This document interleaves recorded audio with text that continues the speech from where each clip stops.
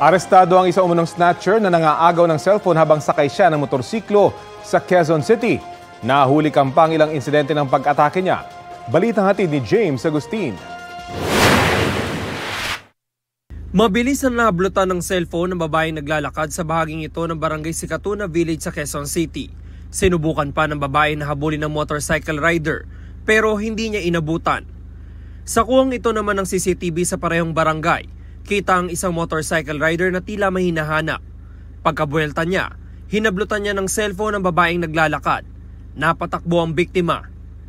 Sa follow-up operation ng Anonas Police Station, naaresto ang 41 anyos sa lalaki sa Barangay Payatas. Nabawi sa kanya ang ninakaw na cellphone mula sa ikalawang biktima, maging ang ginamit niya motorsiklo. Ang modus nito ay umiikot-ikot muna sa mga barangay kung saan meron siyang maghahanap ito ng mabibiktima na karaniwang ay mananglalakad sa kalsada na nagsiselfon. So pag nakakita siya ng tiyempo, agad niya itong babalikan at i-snatch yung cellphone niya. Pang-apat na beses na pala makukulong ng suspect na nasangkot din sa kasong may kinalaman sa droga. Base sa aming investigasyon, itong suspect na ito ay nakulong na sa Republic Act 9165 noong 2017 at nakulong din noong 2019 din sa Republic Act 9165 at sa robbery sa iba't ibang mga istasyon. Ginawa ko po yun. Kasi? Kailangan ko lang po ng pera para sa magulang.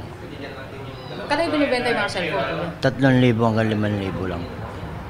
Marapang suspect sa reklamong robbery at paglabag sa Motorcycle Crime Prevention Act. Payo naman ng pulisya para maiwasang mabiktima ng ganitong modus. Ating pong i-secure ang ating magamit. Wag po tayong magka-cellphone sa gitna ng kalsada or siguraduhin po natin na ligtas ang ating area bago po tayo mag-cellphone. James Agustin, nagbabalita para sa GMA Integrated News. Kapuso, alamin ang maiinit na balita. Bisitahin at mag-subscribe sa GMA Integrated News sa YouTube. Sa mga kapuso abroad, samahan nyo kami sa GMA Pinoy TV at sa www.gmanews.tv.